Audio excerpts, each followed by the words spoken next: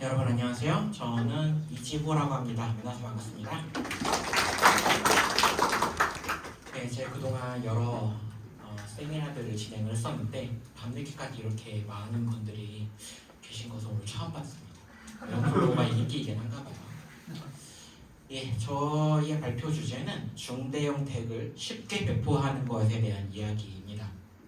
제가 에어플로우를 1점 때 처음 봤어요. 2022년인가? 그때 봤었는데 그때 보고 사실 그 뒤로 에어플로우를 안 쓰고 있습니다. 그럼에도 불구하고 일단 오늘 그라프로 나왔고요. 네, 일단 저는 그 소프트웨어 엔지니어를 하고 있습니다. 회사에서 요새 정확하게는 회사를 한 달 정도 옮겼어요. 계열사 옮겼고 계열사 옮기면서 지금 GCP를 때려치고 개발을 하고 있습니다. 전문적으로는 파이썬이나 뭐 러스트 다 좋아하는데 요즘에는 러스트가 제일 좋습니다. 활동은 저런 거 하고 있고요. 관심사는 오픈소스 기여하는 거 제일 관심 있어 하는데 사실 여러분 한국에서는 오픈소스 기여해도 돈 벌어먹기가 그렇게 쉽지 않습니다. 돈 되는 걸 하세요. 일단 여러분 이런 고생들을 많이 하셨을 겁니다. 뭐 덱 파일과 의존 패키지 어떻게 할 거냐부터 시작해서 패키지가 충돌하는 거, 뭐 팀이 늘어나니 누가 어떤 덱에 뭐 어떤 거죠 손으로 어떻게 알아? 뭐 기싱크 쓰는데 이런 거 누가 기세 잘못 배포라도 하는 순간 모든 게 날아갑니다. 그래서 이런 것들을 여러분은 모두 경험해보지 않으셨을까라고 생각이 듭니다. 경험해보신 분들 있으시죠? 네. 소극적으로 대답하시는 거 보니까 다른 다 고생하셨을 것 같아요. 일단 덱 배포는 왜 어렵냐? 일단 덱 파일은 서버의 패키지 버전들 의존성이 굉장히 심각합니다. 제가 아까 러스트에 관심 되게 많다라고 말씀을 드렸지만 사실 파이썬도 엄청 사랑하고 있어요. 그래서 회사에서는 자바를 쓰지만 저는 파이썬 가지고 꿋꿋이 버티고 있습니다. 그 외에도 어쨌든 의존하는 패키지들 버전 어떻게 설치할지 관리할지 이런 것들 파이썬 안 쓰시면 잘 몰라요. 그런 부분들과 에어플로우 환경에 모든 것이 다 뒤섞여 있다 보니까 격리 자체가 굉장히 힘든 상황이 옵니다. 기존 배포에는 이렇게 했죠. 기싱크를 걸어가지고 뭐 특정 저장소에 올려놓으면 해결이 되겠죠. 여기까지는 여러분들 많이 쓰셨던 방식이라고 생각을 합니다. 하지만 저는 그렇게 하지 않고 뭔가 좀 다른 방법들이 있는지 알고 싶었어요. 그래서 전통적으로 생각을 하자면 어떤 공유 디스크에 데이터를 넣어놓고 복사하면 되지 않겠냐. 그럼 이 공유 디스크 공유 데이터를 누가 관리할 거냐 문제가 생기죠. 그래서 해결책은 저 이렇게 생각을 했어요. 이런 식으로 파이썬 패키지 구조를 먼저 만들어 놓고 이걸 빌드를 하는 겁니다. 그래서 이 파이 프로젝트 2ml라고 하는 게 신규 파이썬에 들어와 있는 파이썬 패키징의 표준입니다. 그래서 이런 식으로 패키지 그 구조를 그 2ml 파일을 이런 식으로 구성을 하고 나중에 덱을 잘 만들어서 배포를 하게 되는 거죠. 그러면 결과적으로 이런 형태로 패키지 이름이 만들어지게 됩니다. 이 형태로 패키지가 만들어지게 되면 저거를 에어플로우 환경에 인스톨을 하게 되는 과정을 거치게 됩니다. 자, 일반적으로 덱은 이렇게 만들죠. 이렇게 만들게 되는데 이 코드 아까 전에 태스크 API 있잖아요. 그거 안 썼습니다. 오로지 클래식하게 만든 거예요. 클래식하게 만들었고 저거 다 AI가 만들었습니다. 그래서 이렇게 태스크 2개가 있습니다. 뭐 기본적인 코드야 다 여러분들 알아보실 테니까 이런 작업들을 한다. 그래서 CSV 읽고 변환하고 이런 작업들을 하고 있는 거고 이런 작업들을 이런 덱에서 호출을 하고 있는 거죠. 일반적으로는 파이썬 오퍼레이터라고 하는 거를 사용을 하면 파이썬 코드를 실행을 하는 거잖아요. 근데 이게 아니라 뭔가 HTTP 통신을 통해서 외부와 연결을 한다거나 데이터베이스 연결을 한다거나 그런 것들은 모두 다른 그 오퍼레이터를 쓰게 될 거잖아요. 그래서 그런 다른 오퍼레이터를 쓰시는 것까지 여러분들이 감안하고 계실 거라고 생각하고 넘어가겠습니다. 그럼 이 과정에서 아까 전에 덱을 인스톨하게 되면 모든 덱이 다 패키지 버전이 다를 거잖아요. 걔네가 의존하고 있는 패키지가. 그래서 저는 일반적으로 생각을 한 게 그러면 일반적으로 파이썬 개발할 때 많이 쓰는 가상 환경을 써보면 어떨까라는 생각이 들었습니다. 그래서 그 가상 환경을 위해서 여러 가지 방법을 생각을 해봤죠. 하다 보니 여러 가지 좋은 방법들이 있었습니다.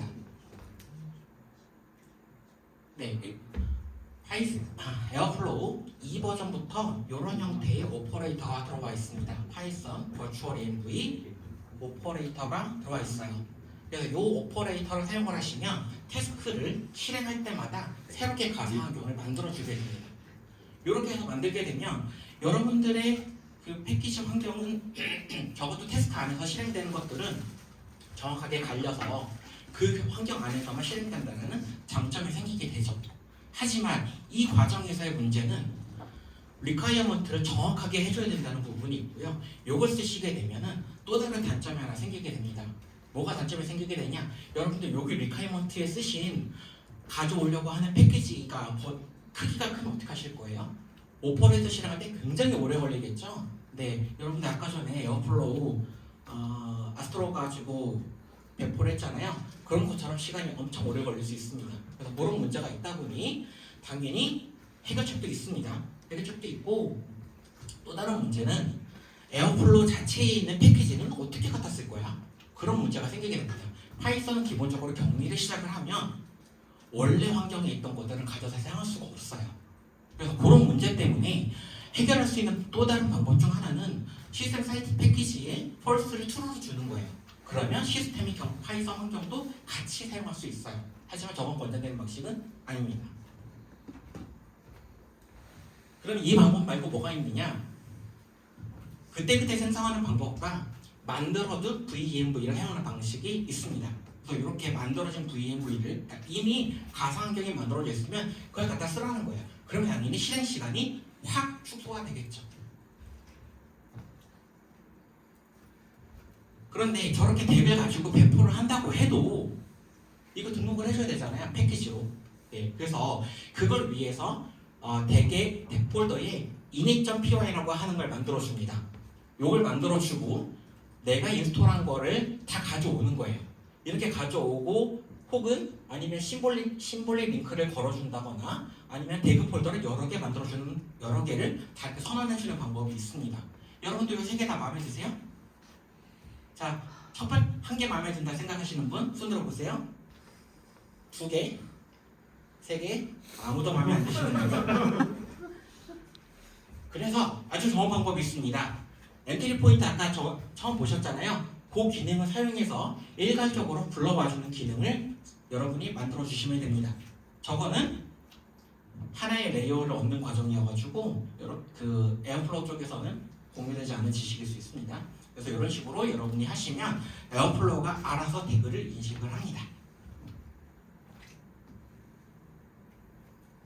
그래서 의존성 보정하는 방법이 저는 이제 가장 좋은 방법이라고 생각하는 건 요새 가장 인기 있는 파이썬의 가상화 도구인 UV라고 하는 친구를 쓰시는 걸 권장을 합니다.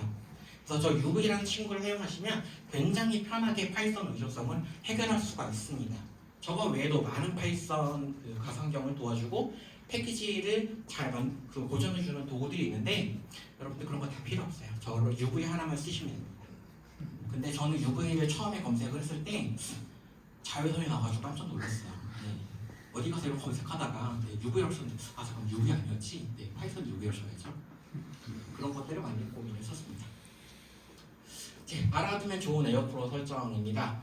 뭐 덱 폴더와 스탠드 언론 덱 프로세서, 덱 디스커버리, 세이프 모드 이런 것들이 있는데 이게 가장 중요하고요. 그 다음에 파이썬이라네. 에어플로우 3.0대에서는 스탠드 덱 프로세서라고 해서 파싱을 스케줄러에서 분리하는 기능이 들어왔습니다.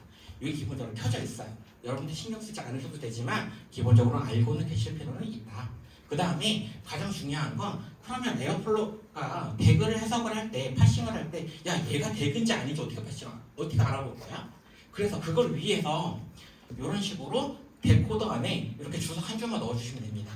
덱이라는 글자만 들어가 있으면 에어플로우가 자동으로 다 인식을 해줍니다. 자, 전체 배포 흐름은 다음과 같습니다. 패키지 열심히 작성하시고요. 그 다음에 WHL 파일을 빌드합니다. 여러분들 저 WHL 파일 처음 보시는 분 안 계시죠? 네, 저거 파이썬에서 만들어지는 파일인데 안에 파일 내용 형식은 zip 파일입니다. 자바의 자르 파일이나 와르 파일 같은 그런 느낌으로 zip 파일로 만들어진 거고요. 저 안에는 이것이 파이썬 패키지다라고 하는 걸 인식하기 위한 여러 가지 메타 파일이 들어가 있습니다. 그리고 이것이 만들어지게 되면 도커 이미지 빌드하고 나머지 에어플로우 배포하면 되는 형식으로 여러분이 진행을 하시면 되겠습니다. 자, 그럼 이 방식이 정말 정답이냐? 패키지를 쓰는 게 정말 정답이냐? 여러분들 패키지 쓰는 게 정말 정답일까요? 아닐까요? 자, 정답이라고 생각 안 하시는 분만 손 들어보세요. 정답이다. 정답 아니고 정답이 아니면 도대체 뭐가 정답인 건가요? 네, 여러분들 밤에 잠 못 주무실 것 같아요. 잠을 자야 되냐 말아야 되냐. 일반적으로는 이럴 때 좋습니다. 여러 팀이 덱을 독립적으로 관리를 하고 혹은 버전과 태깅을 명확하게 하고 싶을 때 여러분들 깃에서 그냥 덱 수정하면 그거 버전 알 수 있나요? 모르죠. 패키지로 관리하시게 되면 패키지 안에 버전을 명시하기 때문에 나중에 내가 거기로 돌아가고 싶을 때 쉽게 돌아갈 수 있습니다. 굉장한 장점이죠. 여러분들 그래서 패키지 버전, 패키지 관리 방식을 쓰시는 걸 일반적으로 권장을 드리긴 하는데 그렇지 않은 분들도 굉장히 많습니다. 그리고 패키지로 관리를 하게 되면 저 의존성이 확실하게 보장이 됩니다. 저것만큼 좋은 장점이 없어요. 그리고 커스텀 패키지 재사용 구조화가 가능한데 이게 왜 이렇게 가능하냐? 여러분들 아까 전에 에어플로우 화면들을 보셔서 아시겠지만 일반적으로 덱 만들 때 덱 파일 하나만 만들어요. 아니면 태스크를 하나 만든다거나 그럼 파일 여러 개 해봐야 어차피 별로 되지 않습니다. 그런데 그 안에서 내가 여러 가지 하위 패키지를 만들어서 관리하고 싶어요. 가능할까요? 가능하기 쉽지 않습니다. 그래서 그걸 가능하게 만드는 게 이 파이썬 패키징 방식이에요. 그러니까 파이썬 패키지를 내가 미리 만들어 놓고 하면 덱 안에서 임포트를 하든 뭐 하든 다 자유롭게 잘 됩니다. 저는 그래서 그 방식을 추천을 드리고 있어요. 하지만 이럴 때는 굉장히 과합니다. 우리는 에어플로우 덱 몇 개 안 써요. 네, 그런 분들한테 이런 거는 굉장히 무거운 짐이 되겠죠. 그리고 덱을 굉장히 빨리 수정해서 배포를 해야 되는 상황이다. 이것도 문제가 됩니다. 무엇보다 에어플로우에 익숙하지 않으면 이런 방식이 좋은 방식이냐라고 한다면 좋은 방식이 될 수 없겠죠. 네, 그래서 이런 경우에는 굉장히 과하기 때문에 여러분들이 만약에 좀 중대형으로 배포를 하시겠다 그러면 앞서서 토스뱅크에서 하셨던 것처럼 쿠버네티스 형식으로도 배포를 하면서 이런 패키지 방식을 쓰게 되면 훨씬 더 좋은 해결책이 나오게 되겠죠. 네, 그래서 정리를 하면 일단 덱 정의 코드와 태스크 실행 코드는 다른 전략으로 접근을 하시는 게 맞습니다. 지금처럼 태스크를 따라 만들어 하는 방식으로 그 다음에 WHL 패키지를 쓰시는 방식 그 다음에 의존성을 고정하고 규모와 팀 상황에 따라서 디싱크를 쓸 건지 아니면 패키지로 배포할 것인지를 여러분들이 결정을 하셔야 됩니다.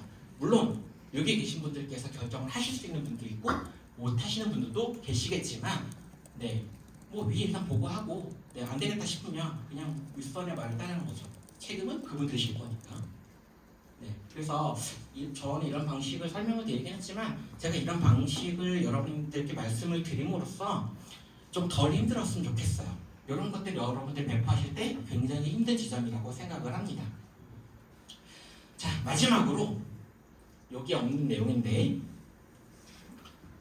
덱은 이 파이썬 가상 환경에서 실행되지 않습니다. 걔는 실행하려면 무조건 에어플로우 안에서 스케줄러에서 실행이 되기 때문에 덱 자체는 가상 환경 안에서 실행되지 않고요. 오로지 오퍼레이터, 태스크 단위 오퍼레이터만 가상 환경에서 실행할 수 있다는 점을 여러분들이 인지해 주시면 좋을 것 같습니다. 네, 감사합니다. 네, 질문 있으신 분들 계신가요? 네, 에어플로우 아닌 질문도 괜찮습니다. 네. 그렇게 패키지를 해서 그 코드를 배포를 할 때 네. 에어플로우 환경을 한 번씩 재시작을 해줘야 하나요? 아닙니다. 네, 패키지를 배포를 하게 되면 패키지 배포할 때 자동으로 그런 패키지까지 설치가 되기 때문에 다시 구성할 필요는 없습니다. 그러면 네. 스케줄러 다음 턴에 돌 때는 네. 해당 그 패키지 넘버의 버전으로 실행이 그렇죠. 네, 새로운 덱이 만들어지는 거니까. 네. 다른 질문 또 있으신 분? 네, 여러분들 여러분들이 강의해 보시면 아시겠지만 네, 질문을 많이 하시는 분들이 제일 좋습니다. 강사 입장에서는 그래요. 네, 질문 없으시면 여기서 끝내겠습니다. 감사합니다. 푸드티 지원님도 드리도록 하겠습니다. 감사합니다.